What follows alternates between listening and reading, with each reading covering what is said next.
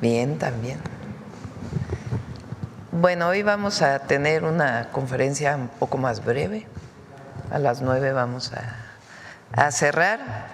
La información del día de hoy es el banderazo de inicio de la construcción del tren Querétaro-Irapuato.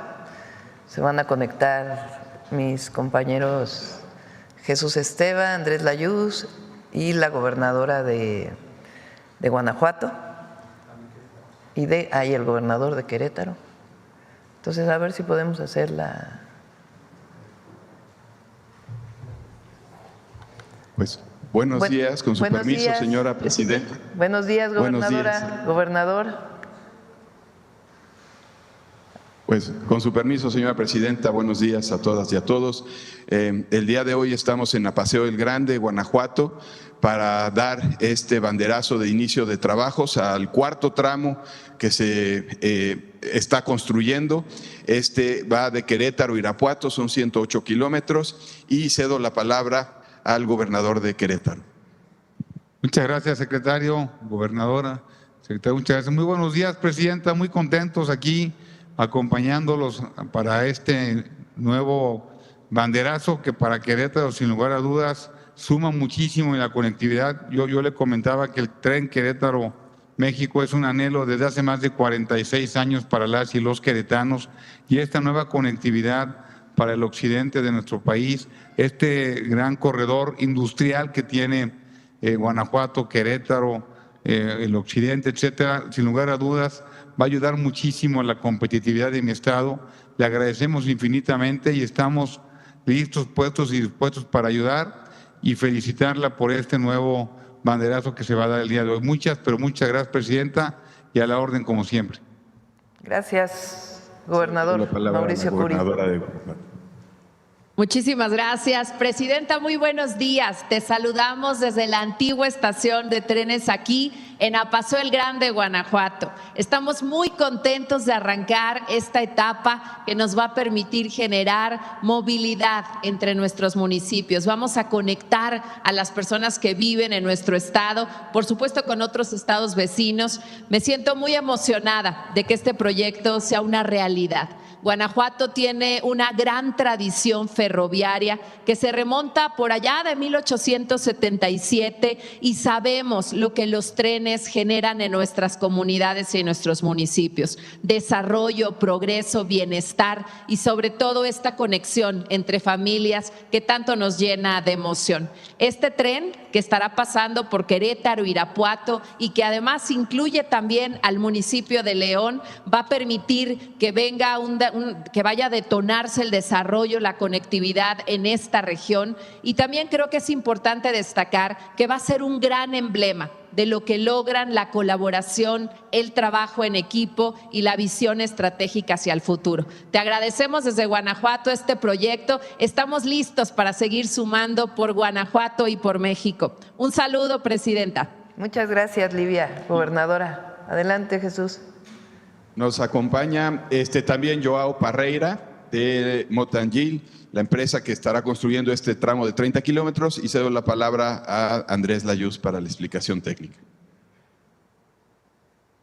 Muy buenos días, con su permiso, presidenta.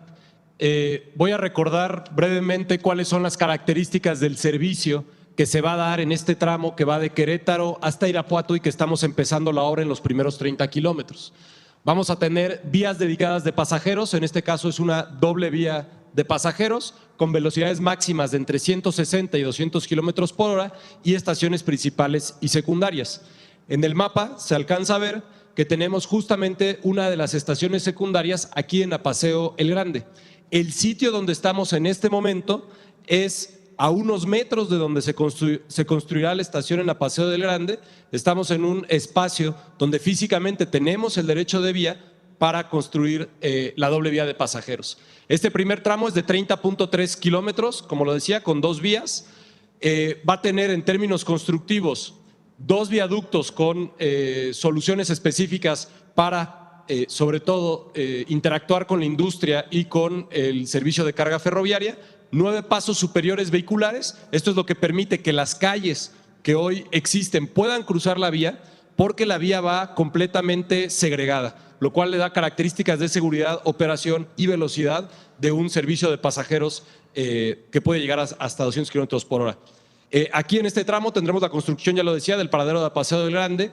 Nuestro cálculo es que son más o menos 2 millones de personas beneficiadas en total, con una demanda estimada entre estas estaciones específicamente de Paseo del Grande con el recorrido hasta la Ciudad de México de al menos al día 30,000 personas. Se van a generar 1,518 empleos directos y 8,255 empleos indirectos. Como le decía, tenemos en este tramo 2 viaductos ferroviarios. Van a estar en la zona industrial de Obrajuelo y en Apaseo El Alto. Estos viaductos se construyen para quedar por arriba de la vía de carga existente, un poco como está trazado. Aquí tenemos el tipo de viaducto que tendremos. En algunos casos son con columnas, en algunos casos es con una zona que es como pérgolas. Y esto permite que no se afecte ni la operación del servicio de carga existente ni la autopista 45D, que es la autopista que conecta Querétaro con Celaya e Irapuato incluso. También está considerado que tendremos 15 estructuras, de las cuales la mayoría son, ya lo decía, son puentes ferroviarios y también obras de drenaje.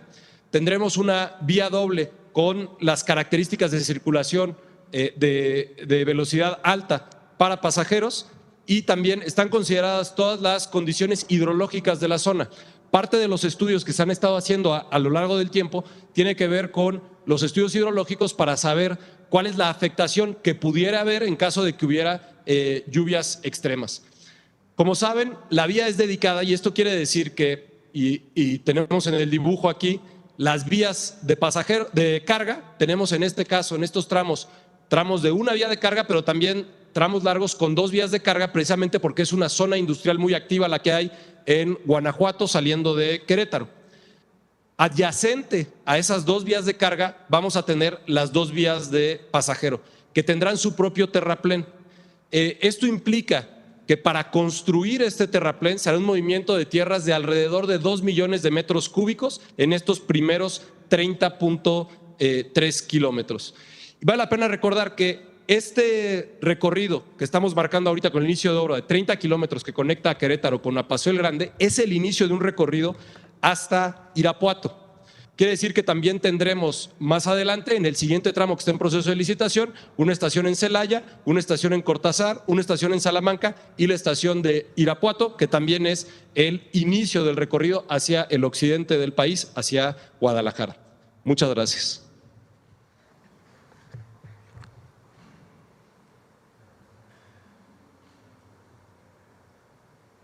Pues queda hacer el conteo para dar el banderazo. Terminando el banderazo se pasará un video. Y si están de acuerdo, 1, 2, 3.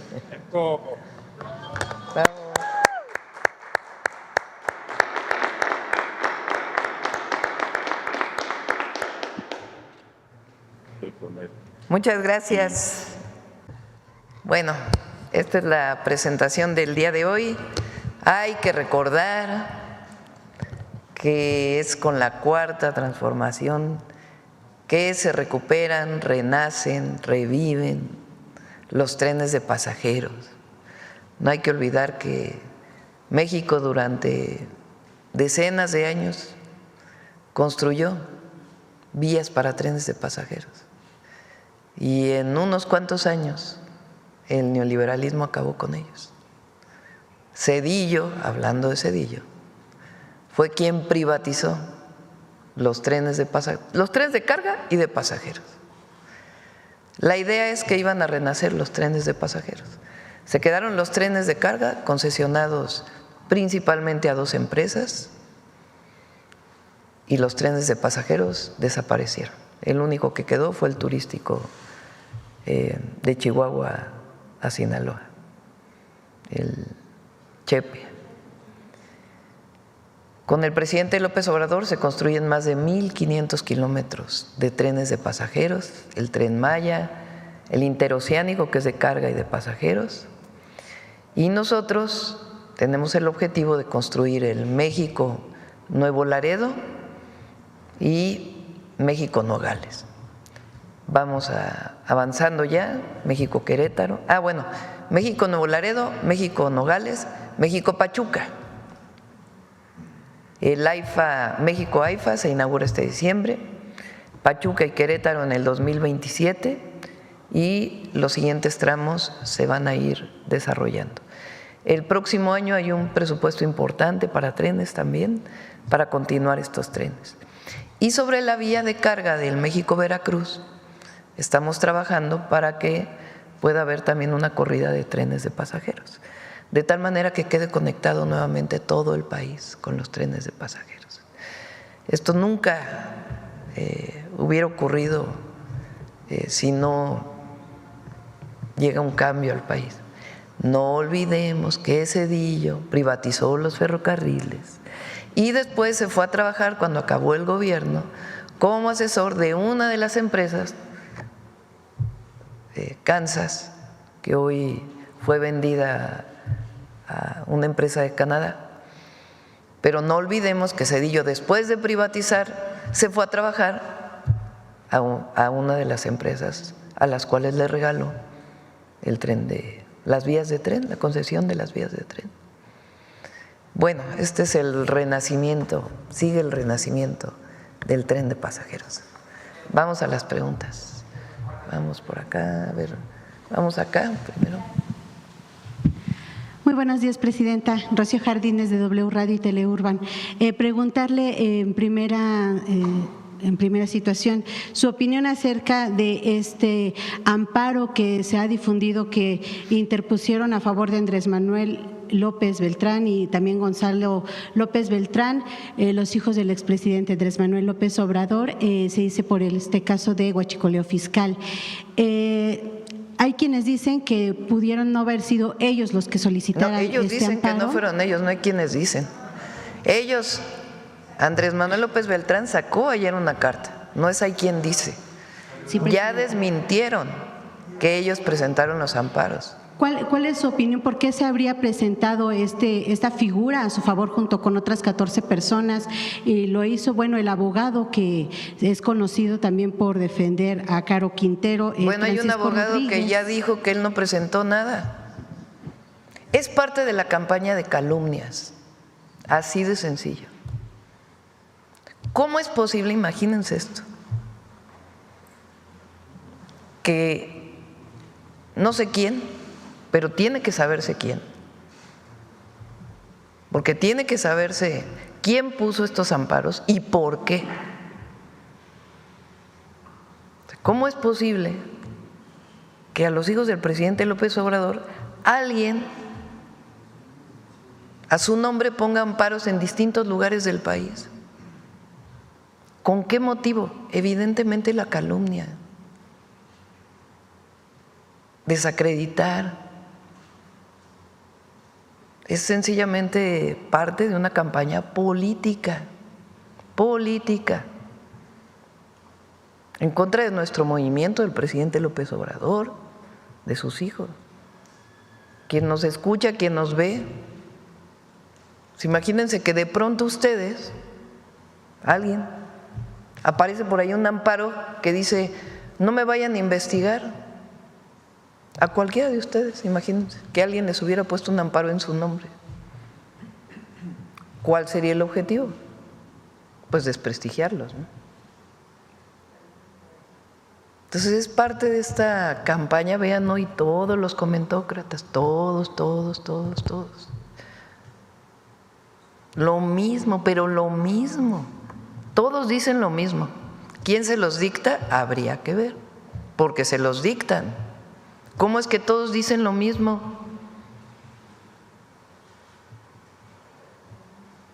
Entonces, evidentemente, primero ya salió Andrés Manuel López Beltrán a decir es falso, absolutamente falso, que se hayan puesto estos amparos por parte de él o de su hermano, o de sus hermanos.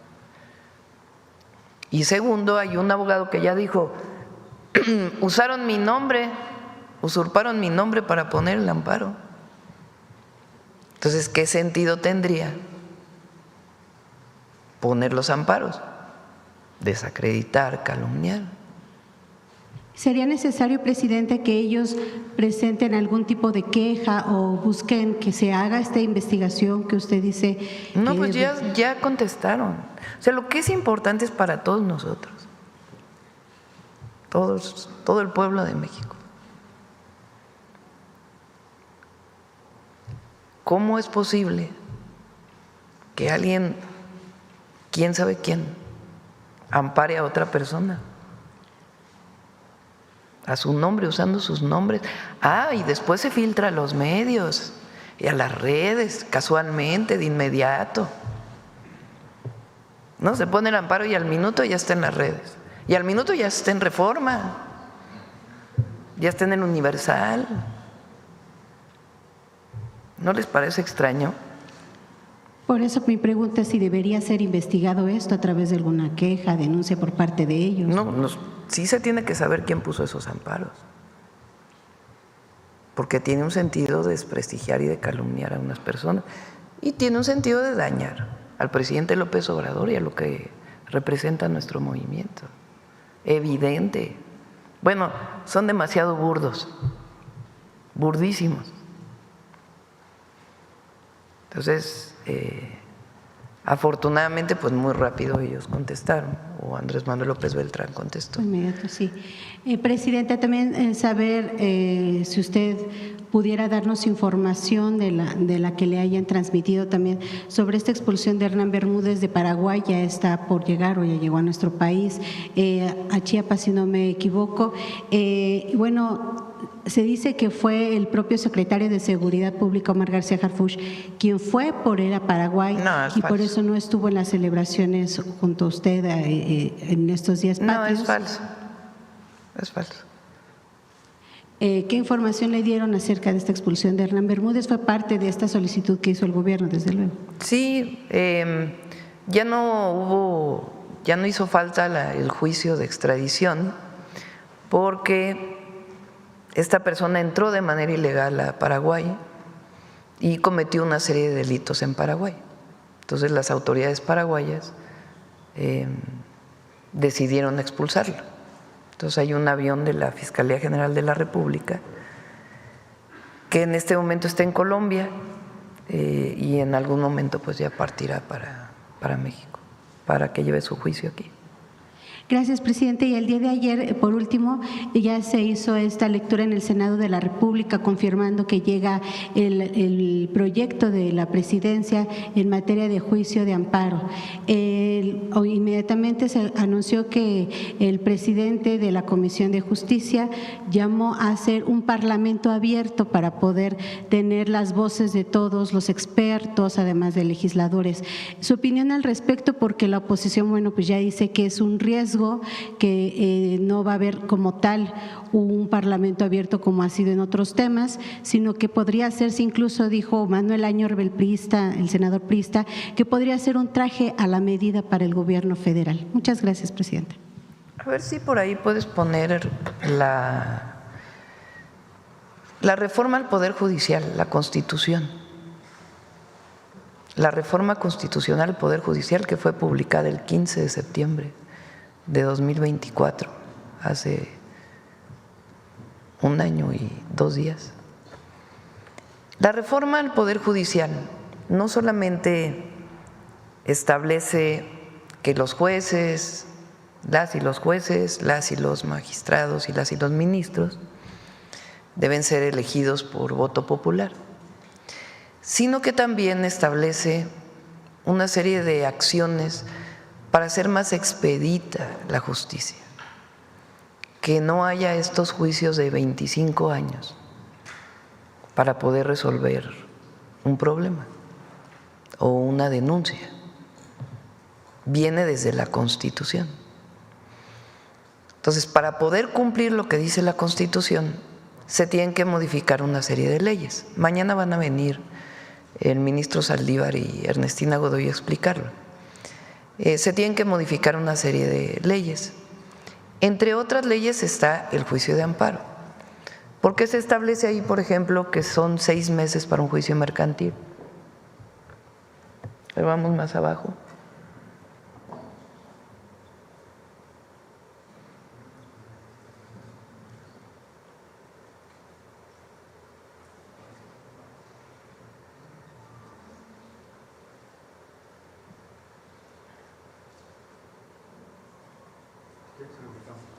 Sí, la parte donde habla de los tiempos. Porque esa es la parte de cómo se eligen a jueces. Entonces, la parte de los tiempos. Para que vean cómo desde la reforma constitucional se solicita esto. Ahora, por otro lado, resulta que en México, ¿quién es quien tiene la última palabra en términos de la justicia? La Corte. ¿Están de acuerdo? Es el máximo tribunal. Bueno, en México, incluso aunque la Corte haga una resolución, puede haber amparo frente a la ejecución de la resolución. Eso prácticamente en ningún país del mundo. Ayer les pedí a Ernestina, le pedí a Ernestina que pudiera presentar en qué otros países hay eso. O sea, aquí se pueden amparar frente a la ejecución de una resolución ya de la Corte. Cualquiera, cualquier caso. Y entonces no hay en realidad la aplicación de la justicia, porque otra vez entran al proceso interminable. Entonces, el amparo queda tal cual lo establece la Constitución, es algo muy importante en nuestras leyes, es la defensa del ciudadano y es fundamental que exista la defensa del ciudadano frente a un acto de autoridad, es indispensable. Lo que es muy importante es que la justicia pues pueda ser expedita, no lleve tanto tiempo y que tampoco se abuse de esta figura. Entonces, eso tiene objetivo, ese es el objetivo de las 4 leyes que se presentaron. Y el juicio y la ley de amparo está en esa perspectiva. Pues ya que lo decida el Congreso, no voy a entrar en ese proceso. Que la gente sepa que está resguardada su derecho frente a un acto de autoridad, pero que es importante que no se abuse del amparo frente a la resolución ya del máximo tribunal, que es la Corte. Va en ese sentido. A ver si encuentran la parte de los tiempos de la aplicación de la justicia. Adelante. Gracias, presidenta. Mariana Madrid, de Canal 13 Albavisión. Retomando el tema de Hernán Bermúdez, preguntarle si tiene conocimiento de por qué se dio este cambio de ruta en el vuelo, por qué se dio esta escala en Colombia y presuntamente pues por qué se cambiaría el aeropuerto al que va a estar llegando.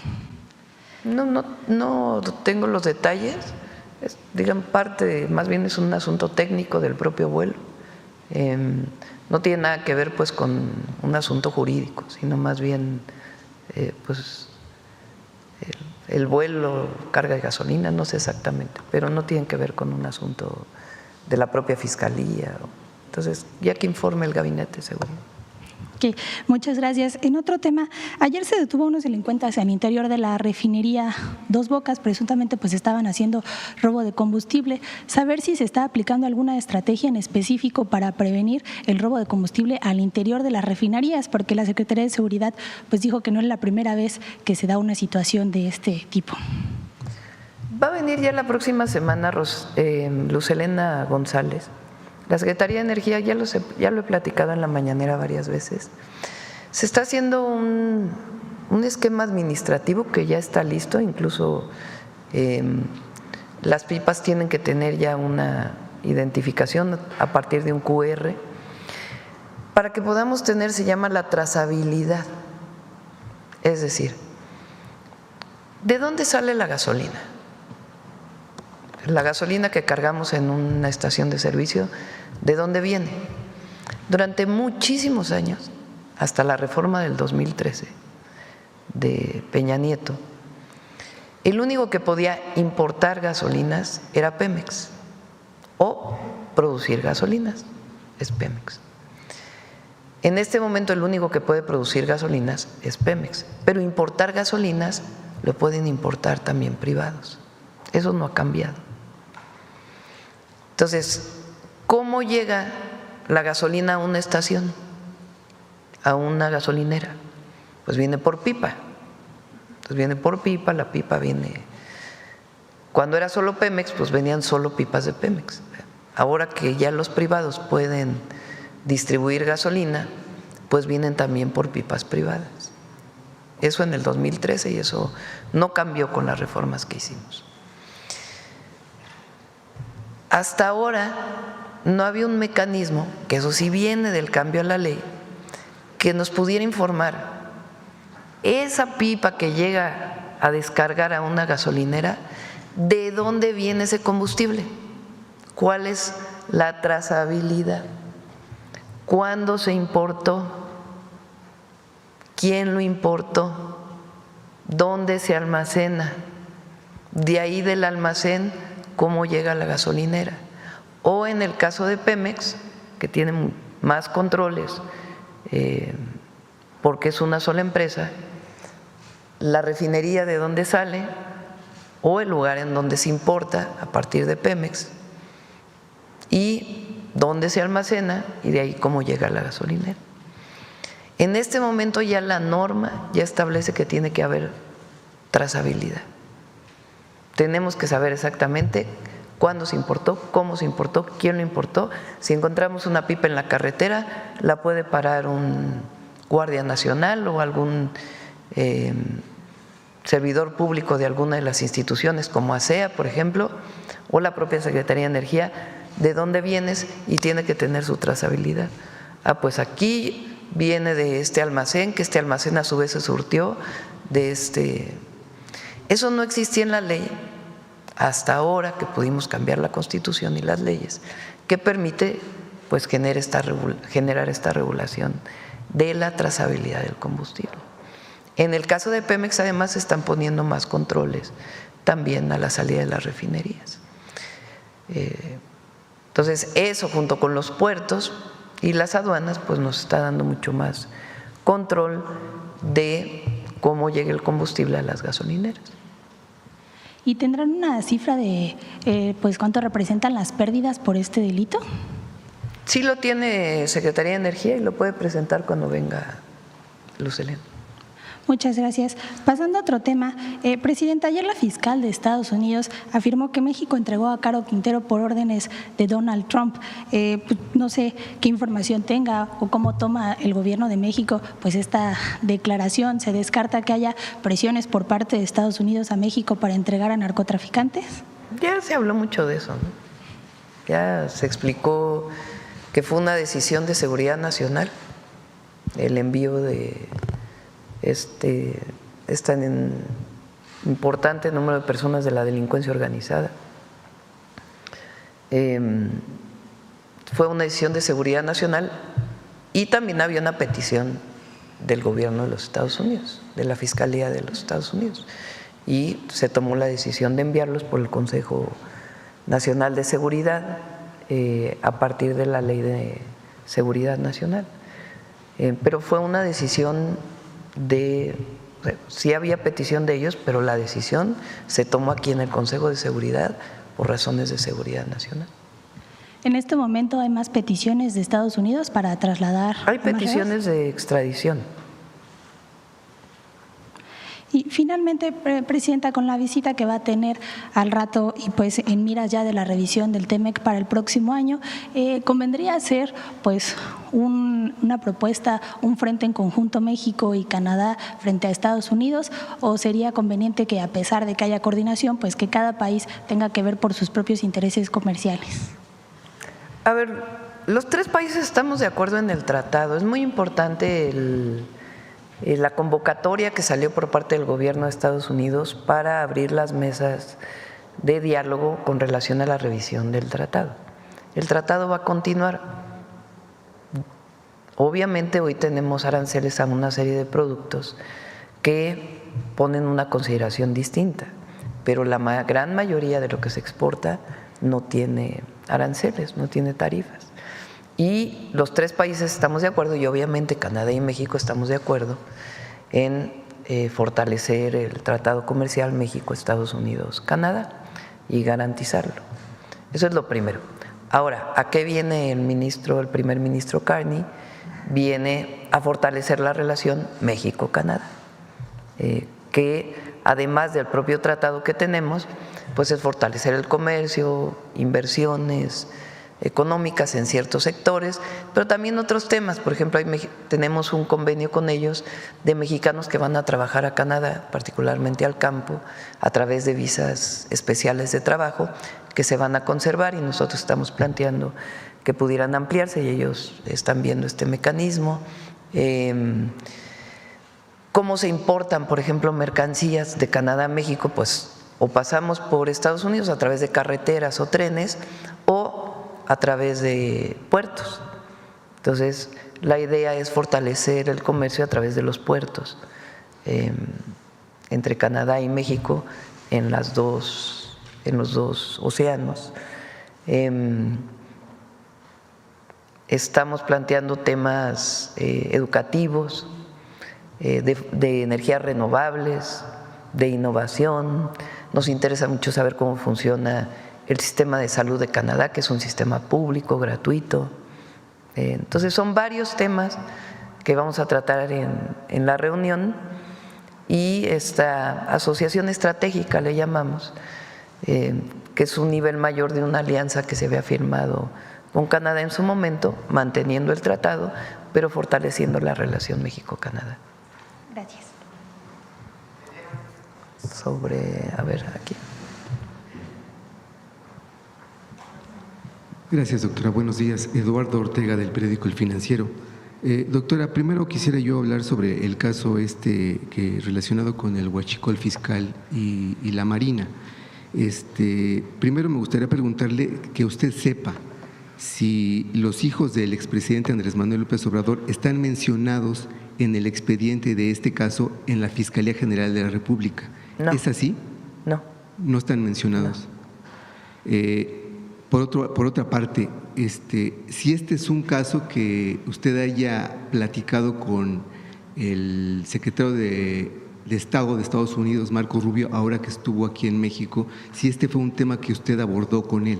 En el acuerdo que tenemos, en este entendimiento, viene el tema de combatir conjuntamente el tráfico ilegal de combustible. Pero en particular sobre algún tema específico, no. Porque hay quien dice que esta acción que se lleva a cabo en este caso es por presión de Estados Unidos, ¿es así? Falso. A ver, vamos a explicarlo nuevamente. En marzo de este año, Aduanas toma conocimiento de un buque que llega a Tampico,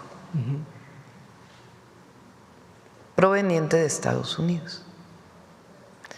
El permiso con el que quiere entrar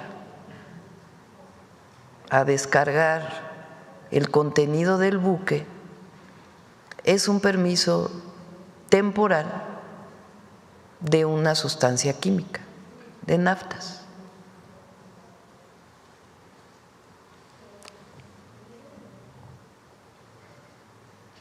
Se dan cuenta que probablemente ahí viene combustible, que no viene naftas. Detienen al buque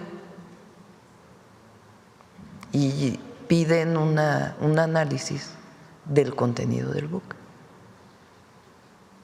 Se hace un análisis por Pemex y por aduanas y se encuentra que no, que es diésel, y que el diésel proviene de Estados Unidos. Si hubiera sido una importación legal, pues en el documento con el que llegan a la aduana dice diésel y hay que pagar de impuestos tanto. ¿Por qué se le llama contrabando? Porque como quieren pasar otra sustancia, gato por liebre, como se dice comúnmente, entonces no pagan impuestos. Y como dicen que es una importación temporal, pues no se paga IVA ni siquiera. Entonces se dan cuenta que es diésel. Y algunos tanques que ya habían cargado, pues se les da seguimiento y se encuentra que llegan a una bodega y de ahí inician las investigaciones de qué empresas están involucradas, cómo fue que sale de Estados Unidos, quiénes participaron en el pedimento de este tanque o de este buque tanque de combustible. Ahí inicia la investigación. Y ahí viene entonces por parte de la Fiscalía General de la República, de la propia Marina, una investigación donde se dan cuenta pues que hay algunos elementos de la Marina involucrados y hay empresarios involucrados y la investigación continúa a partir de un buque que llegó en marzo de este año. Doctora, se encontró también, que se ha hecho público, una serie de carros tanque que venían en ferrocarril, que también tenían permisos que no correspondían a lo que en realidad estaba en los tanques. Y ahí también inicia una investigación. Y a partir de ahí viene toda la investigación. doctora, pero le quiero preguntar, es que en la conferencia anterior en materia de seguridad, el fiscal Alejandro Hertz dijo que la investigación había empezado hace 2 años, cuando el propio exsecretario de la Marina, Rafael Ojeda, había denunciado a sus propios sobrinos. Sí, probablemente eso lo tiene que explicar el fiscal, no soy la fiscalía. Pues se juntan las investigaciones, eso ocurre normalmente en las fiscalías. Si se abre una investigación por contrabando de combustible o huachicol fiscal, como le quieran llamar, pues ¿qué hace la fiscalía? Saca las otras investigaciones que ya tenía, que a lo mejor no tenían suficientes pruebas, y junta las investigaciones y a partir de ahí pues viene las detenciones y otras detenciones que tienen que venir hacia adelante, y encuentran la participación de elementos de Marina y de empresarios, Claro. que son los que se estaban beneficiando de pues de esta venta ilegal de combustible. Claro. Doctora, me gustaría preguntarle respecto a este amparo que alguien presentó para a favor de Andrés Manuel López Beltrán.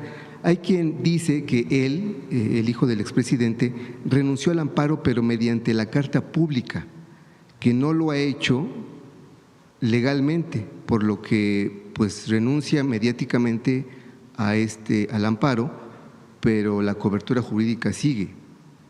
O sea, ¿Pero qué quieres decir con eso? Mediáticamente él renuncia al amparo. O sea, él dice, yo no lo presenté, alguien más lo presentó. Sin embargo, o sea que jurídicamente en el expediente no lo ha hecho. O sea, ¿Pero entonces le pregunto… ¿qué conlleva tu pregunta? Preguntarle qué piensa de eso. O sea, pues tendrá que también hacerse por la vía legal. Y a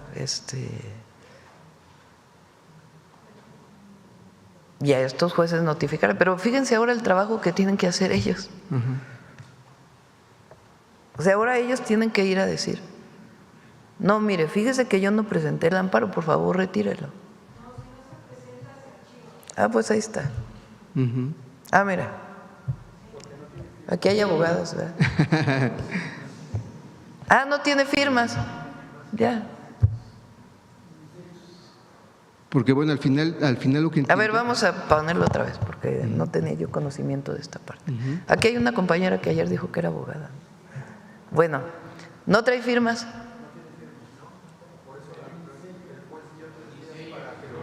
Ah, 3 días para que se ratifique.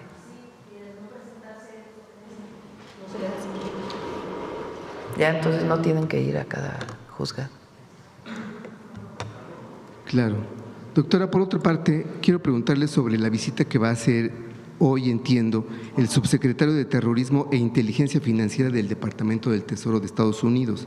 Entonces, yo le quiero preguntar, en este sentido, ¿qué nuevas estrategias están, digamos, trabajando ambos gobiernos en materia de antilavado?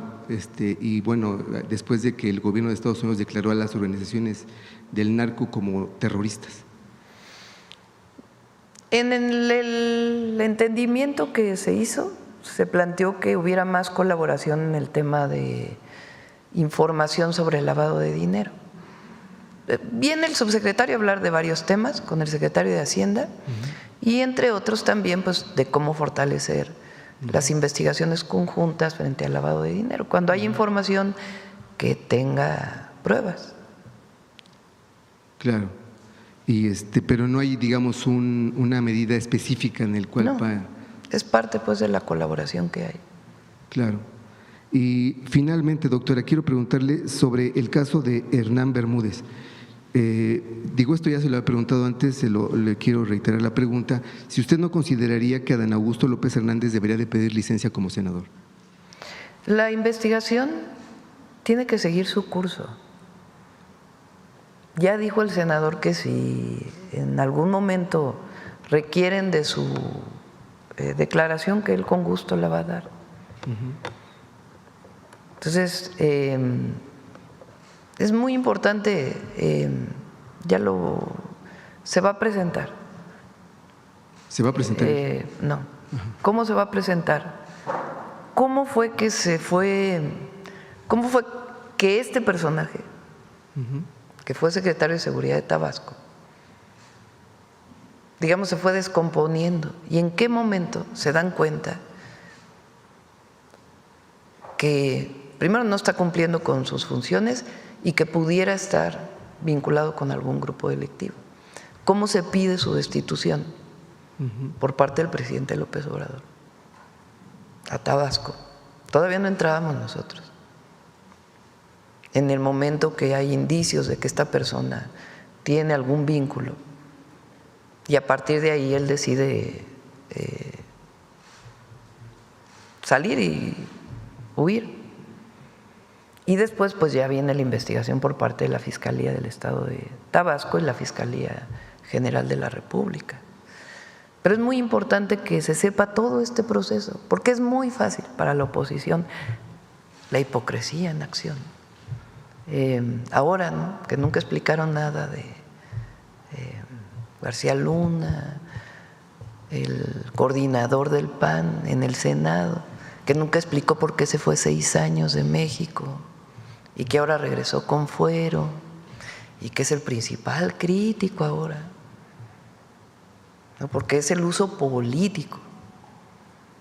Entonces, se va a dar toda la información de cómo fue que esta persona empezó a involucrarse y en el momento que hubo información se pidió su destitución e investigación. Ya para entonces el senador pues ya era secretario de Gobernación. Imagínense, participaba en el gabinete y se solicita la destitución por parte del secretario de Gobernación y del presidente entonces. Claro. A Merino, que estaba de gobernador, Merino lo destituye, este señor se va y inician las investigaciones. Pero esta cosa de que ahora el senador Adán Augusto tiene que renunciar hoy y tiene que a ver qué dicen las investigaciones, ¿verdad?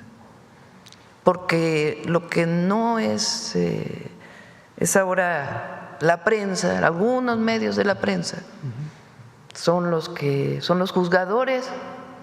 Loret de Mola ahora es el principal juzgador,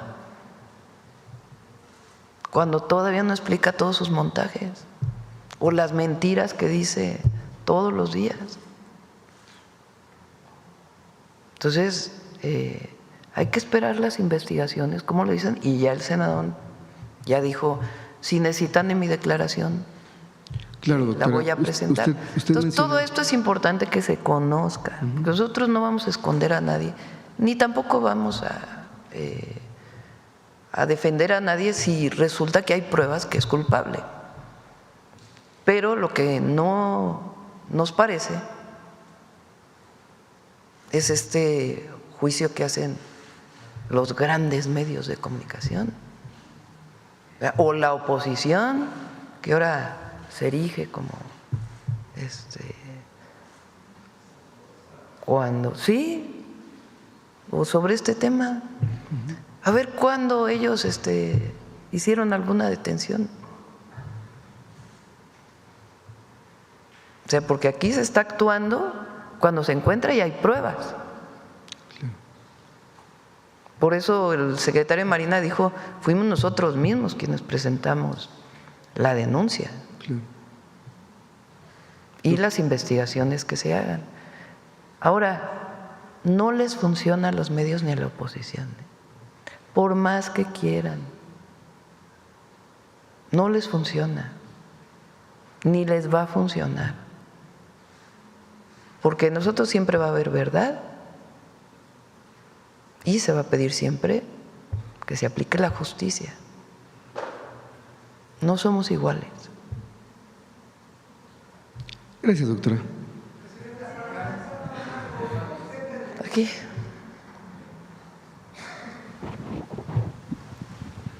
Buenos días, presidenta. César Huerta, de la revista Polemón.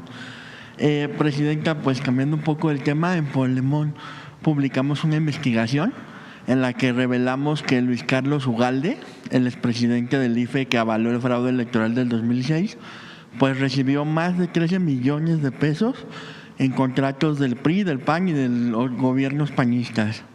En el PRI de Alito Moreno lo contrataron como consultor y conferencista, y el resultado pues fue la peor votación presidencial en la historia del tricolor. A ver, otra vez repítelo. En el PRI de Alito lo contrataron como consultor y conferencista. ¿A Ugalde? Ajá. Y el resultado fue la peor votación presidencial en la historia del tricolor. En el PAN le pagaron más de 150,000 pesos por 2 charlas y casi 200,000 pesos en un organismo autónomo de Guanajuato para hablar de nearshoring, un tema pues del que obviamente no tiene nada de experiencia. En Chihuahua, el gobierno de Maru Campos le entregó más de 9 millones de pesos por una supuesta consultoría de riesgos políticos.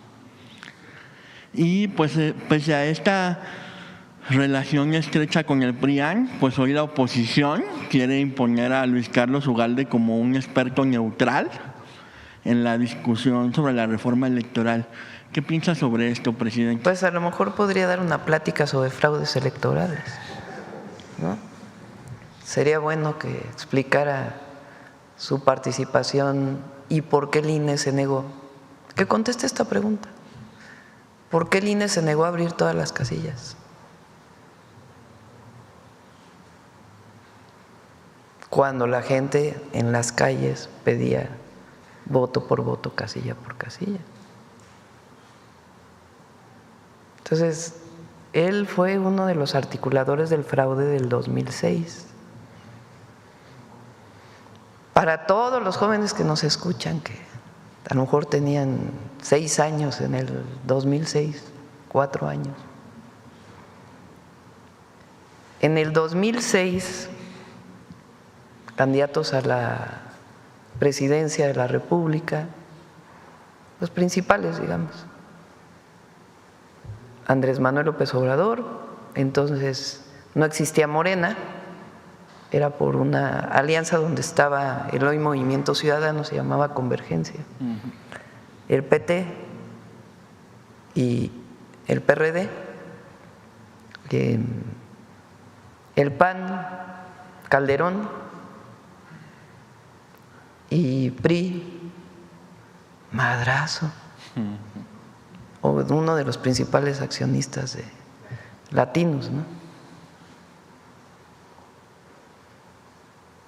Conocido por haber participado en una carrera atlética, corredor que tuvo que subirse o que desapareció la mitad de la carrera y de pronto llegó a la meta. Bueno, esos eran los principales candidatos. Se viene una campaña contra Andrés Manuel López Obrador, pagada en los medios de comunicación por muchos empresarios,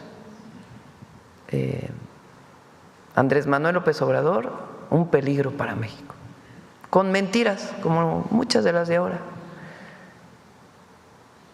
muchas mentiras. Que aun cuando se pedía que no se pagaran estos mensajes, entonces no era ilegal, digamos, que empresarios pagaran mensajes en contra de algún candidato en los medios. Después se hizo ilegal y por eso hoy solamente son tiempos oficiales en los que puede anunciarse un candidato o candidata de algún partido.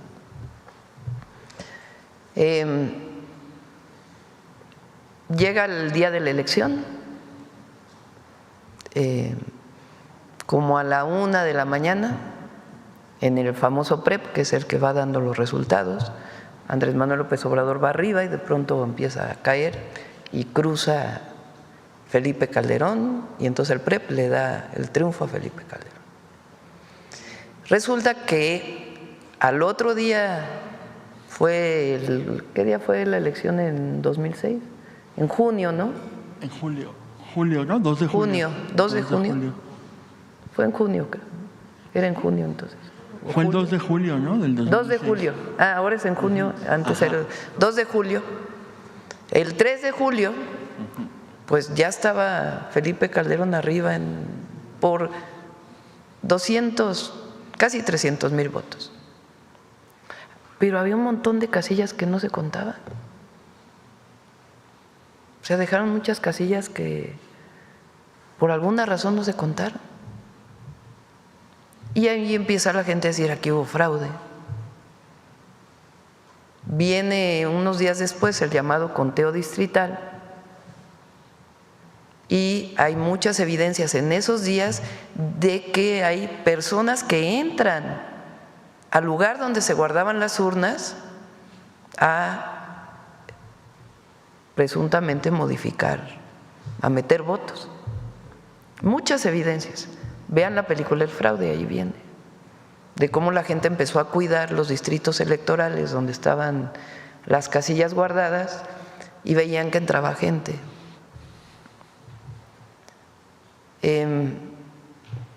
Después viene la calificación del Tribunal Electoral, así es nuestra ley. Bueno, en ese tiempo del conteo distrital a la calificación se presentan cantidad de pruebas al Tribunal Electoral. Estuve yo con un equipo muy grande revisando acta por acta y ahí nos dimos cuenta de que las actas no coincidían los datos. Entonces, por ejemplo, si había 300 boletas y uno contaba los votos por cada alianza, que entonces se votaba no por partido, sino por coalición, si sumaba uno los votos de las coaliciones, los votos nulos y las boletas que debían de haberse, o que se anulan normalmente porque no se participó, no cuadraban los datos. Y siempre había votos de más y votos de menos. Se pide, la gente empieza a movilizarse por todo el país y de la gente surge la consigna voto por voto, casilla por casilla. Se hacen movilizaciones inmensas en el Zócalo y en todo el país, diciendo hubo fraude electoral. ¿Qué se pedía? Que se abrieran todas las casillas y se volviera a contar. Entonces el tribunal dice, bueno, vamos a abrir, creo que el 8% de las casillas, si mal no me acuerdo, por ahí. Se abren las casillas, hagan de cuenta que la diferencia, no me acuerdo exactamente de los números, eran 280,000 votos entre Calderón y López Obrador.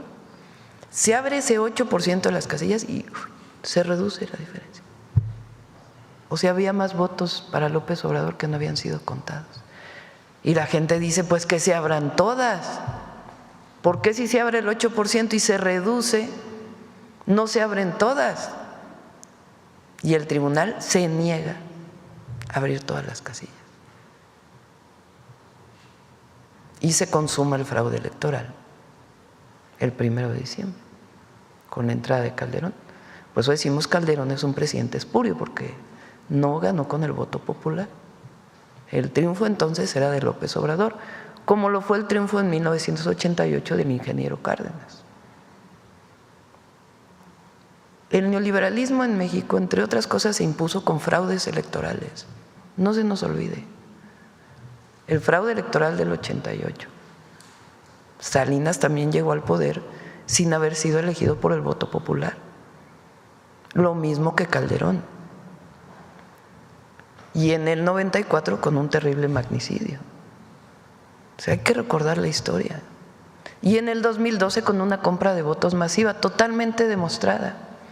¿Quién era el presidente del Instituto Nacional Electoral en el 2006? Ugalde. Entonces, ahora resulta que él da conferencias de moral electoral.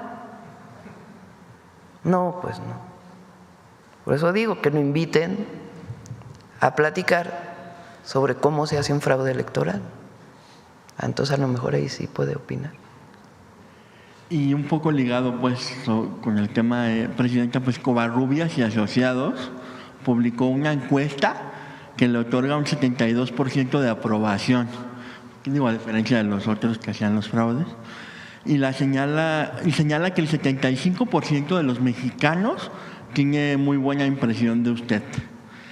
Según este estudio, la ciudadanía reconoce los resultados de su gobierno y afirma que su calidad de vida ha mejorado. Estos datos, pues además, coinciden con otras encuestas y se dan en un contexto de intensas campañas de desprestigio contra usted y contra su gobierno y contra la Cuarta Transformación. ¿Considera usted, presidenta, que el pueblo de México ya no se deja engañar por la guerra sucia de la derecha? Sí, ya es muy difícil que le hagan caso a una cierta televisora que habla todo el día en contra de nosotros y algunos otros medios. Y antes era muy común que un editorial tuviera una influencia así tremenda sobre, cuando no había redes sociales, la televisión ni siquiera se abría opiniones diversas. Ahora ya es más plural. Algunas televisiones van comentaristas que opinan distinto. Antes pues ni siquiera eso, ¿no? Ni siquiera había programas de opinión, creo. Nomás era la noticia del día, totalmente controlada. Las épocas ahí sí de la censura total, ¿no? Entonces la gente ya se informa de muchas maneras y lo ve reflejado en su vida cotidiana. 13.5 millones de personas salieron de la pobreza. Se redujo la desigualdad. Eso no hay manera que nada lo quite. Como digo, el presidente López Obrador se quedó en el corazón del pueblo de México y ahí va a permanecer. Eso por más que los medios digan lo que quieran decir. Y en nuestro caso, pues gobernamos con los mismos principios. En este momento, pues, la presidenta es quien gobierna con su equipo el país, pero tenemos los principios que nos llevaron al movimiento de transformación a ganar en el 2018 y nunca vamos a traicionar eso. Imagínense, traicionarse a uno mismo sería no poder vivir. La gente que se traiciona a sí misma en sus principios, sus ideas, su forma de vida, pues es la que muere con arrepentimientos, ¿no? Y por último, presidenta, casi al final del... O vive con arrepentimientos, que es peor. Y ya la última, casi al final de su gobierno, el expresidente López Obrador reveló aquí en la mañanera que 13 grandes empresas, entre ellas una refresquera, un equipo de fútbol, tiendas departamentales y una empresa de transportación aérea, adeudaban más de 129,000 millones de pesos al SAT, pero que estos casos estaban entrampados en el Poder Judicial por la falta de audiencias o por resoluciones que favorecían a los deudores. ¿Qué acciones está tomando su gobierno, Presidenta, para destrabar estos expedientes y garantizar que esas empresas paguen lo que deben, especialmente ahora que hay un nuevo Poder Judicial y un nuevo momento político pues, para exigir esa justicia fiscal?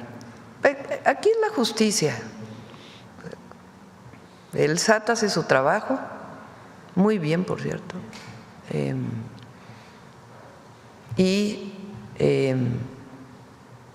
La persona moral o física pues tiene derecho a decir el SAT no tiene razón, y hay todas las instancias jurídicas. El problema es cuando hay la protección al privilegio. Eso es lo que no pues cambió, y más ahora con el nuevo Poder Judicial.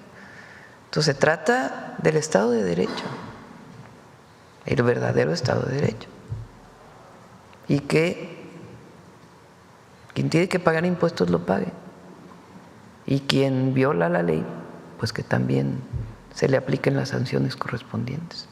¿Nos podría dar como una actualización de estas empresas? Siguen las mismas. Ok, muchas gracias. Sí. A ver, aquí la compañera y luego acá.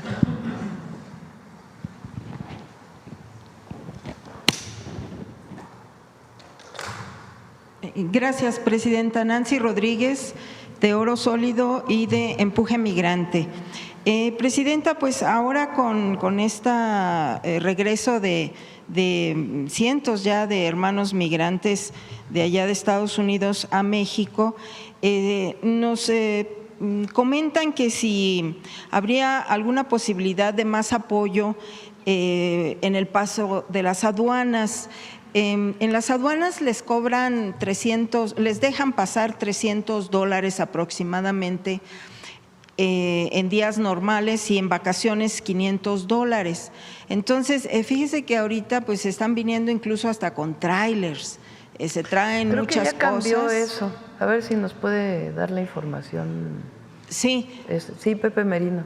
Cambió el monto, Ajá. Incluso también porque era de una regulación de hace mucho, que solo podían tener creo que un equipo electrónico. También la cambiamos, pueden traer 3 o 4, no sé cuántos. Entonces, porque si alguien trae una tableta y un teléfono celular, pues, Exacto. y una computadora, que hay Exacto. quien viene así por su trabajo, pues no tiene por qué sancionárseles, ¿no? Pues es de su uso Sí, personal. o cobrarles. Entonces, cambió la regulación, a ver si nos pueden dar el dato. Sí, porque ellos ¿Y no hablan. encontraron lo de la Constitución? Bueno, ahorita que termine la compañera lo ponemos. Ok, y sí, porque decían que incluso un aumento temporal de $1,500 que pudieran pasar sin pagar impuestos, porque obviamente pues sus propiedades pues sí se quieren traer lo más posible. Por otra parte, Presidenta, hay trabajadoras de los consulados que me hacen llegar a algunas denuncias. Estas trabajadoras son las de limpieza. Entonces, me dicen que, bueno, la verdad les da miedo que pueda pasar con ellas porque están sobre contratos. Entonces, aquí me mandan una denuncia, dice: yo trabajo de limpieza en la residencia de los cónsules, tengo 34 años trabajando, últimamente se me ha discriminado mucho, yo entiendo que quieren que me salga por mi propia voluntad. Entonces, platicando con ella, pues obviamente me doy cuenta que es la misma situación en todos los consulados de estos contratos. Entonces, me dice que ella ahorita pues están denunciando 2 personas, que le gustaría saber si pudieran hacer algún trato especial con estas contrataciones, porque pues tienen miedo de que pues las corran en cualquier momento por todos estos el dato cambios. de la compañera, y aparte Ajá. pido a Cancillería que revisen este tema. Ok. Por otra parte, Presidenta, también me preguntan de allá de Estados Unidos, dice, quiero aprovechar, y ya que tienes la oportunidad y el privilegio, diría yo, de estar aquí en las mañaneras con usted, si los que pagan el IMSS, ya ven que ahorita se ha incrementado los que contratan el Seguro Social desde allá de Estados Unidos, que si se pudieran hacer consultas vía Zoom, mejor llamadas videoconsultas, para que se puedan hacer algunos diagnósticos y así poder aprovechar el seguro médico. Me dicen algunos, no sé qué posibilidades podría ser. Sí, le decimos a Zoe que ahora el martes que viene Salud, que pueda hablar sobre este tema. Así es. También por otra parte, Presidenta, platicando con las diputadas migrantes y con la senadora, me denuncian que hay un ataque sistemático mediático, porque ya ve que allá también pues los cónsules incluso pues también pagaban medios, y hay un ataque mediático para el cónsul de Denver, Pavel Meléndez. A mí me preocupa mucho porque este cónsul, incluso el presidente Andrés Manuel López Obrador lo conoce en lo personal y le dio pues mucho gusto que estuviera él porque pues es gente del movimiento. Entonces, fíjese que a este cónsul de Denver, Pavel Meléndez, incluso ya lo denunciaron ante la Fiscalía, un abogado que supuestamente es Javier Martínez Calzada, y bueno, pues es un ataque mediático a estos nuevos cónsules que están llegando a Estados Unidos. No sé si usted tenga información acerca de esto. No conocía de esto, pero le pedimos también a Cancillería que lo revise y que hable con los cónsules a ver qué está pasando. Exacto. Y también, Presidenta, pues nos sorprende muchísimo, ya hay estos cambios, son poquitos todavía porque son 50 consulados, pero por ejemplo el coordinador que le llaman de comunidades en Nueva York, y le menciono este consulado porque ya ve que hubo mucha problemática en el sexenio anterior. Y bueno, pues viene con esta filosofía de la 4T y sí quiero yo destacarlo porque es lo que se necesita ya en los consulados. Y él publicó este comunicado, él es Félix Santana Ángeles. Dice, en enero de 2025 fue invitado a integrarme al Consulado General de México en Nueva York. El 17 de marzo, en medio de una política marcada por la xenofobia, el racismo y la criminalización contra los migrantes, me incorporé como cónsul de comunidades, iniciando el mayor desafío a mi carrera profesional. Y la verdad es de que están muy sorprendidos los hermanos migrantes allá en Nueva York porque dicen que está muy comprometido, con puertas abiertas, me han mandado videos y esto es precisamente lo que se necesita en todos los consulados allá. También otra novedad que me dicen que allá en el consulado de San José quedó como cónsul de comunidad una hermana migrante de pueblos originarios. Entonces, hay que reconocerle esto y bueno, preguntarle si va a seguir así el cambio con este perfil de consulados y de cónsules. Sí, la principal función de los consulados en Estados Unidos es apoyar a nuestros hermanos migrantes. Esa es su principal función. Para cualquier trámite que quieran hacer o en caso de alguna injusticia que se cometa contra ellos por parte de autoridades de los Estados Unidos. Entonces tienen esa encomienda a todos y a quienes nombramos recientemente pues llevan en particular la encomienda. Hablé yo con ellos personalmente, tienen que hacer un día a la semana de audiencia pública, tienen que bajar a las ventanillas, tienen que hablar con la gente, tiene que cambiar pues la visión esta de que son parte de la diplomacia y están solamente en eventos sociales, a convertirse realmente en defensores de los mexicanos allá. Sí, y faltan algunos cambios. ¿Ya tiene usted programados algunos otros cambios en los? Sí, hay algunos que todavía están por terminar algunos ahora en noviembre. Okay. Entonces ahí ya nombraríamos a nuevos también. Ok, muchas gracias, Presidenta. A ver, muy rápido lo de la Constitución. ¿En qué parte está? A ver, márcale ahí con el cursor.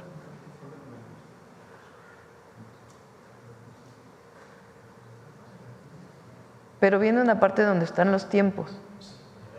Ahí está. Toda persona tiene derecho a que se administre justicia por tribunales que estarán expeditos para impartirla en los plazos y términos que fijen las leyes, emitiendo sus resoluciones de manera pronta, completa e imparcial.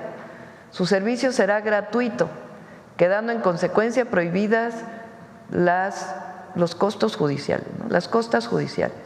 Las leyes preverán las cuantías y supuestos en materia tributaria en los cuales tanto los tribunales administrativos como las juezas y los jueces de distrito y tribunales de circuito del Poder Judicial de la Federación o en su caso la Suprema Corte de Justicia de la Nación deberán resolver en un máximo de 6 meses contados a partir del conocimiento del asunto por parte de la autoridad competente. En caso de cumplirse con el plazo señalado y que no se haya dictado sentencia, el órgano jurisdiccional que conozca del asunto deberá dar aviso inmediato al Tribunal de Disciplina Judicial y justificar las razones de dicha demora o en su caso dar vista al órgano interno de control tratándose de tribunales administrativos. Para que esto se cumpla, lo de los 6 meses, pues tienen que cambiarse muchas leyes, porque son procedimientos que estaban en otras leyes. Entonces, por eso se están cambiando 4 leyes, para que esto que ya lo dice la Constitución se cumpla. Bueno, acá y ya cerramos. Buenos días, presidente.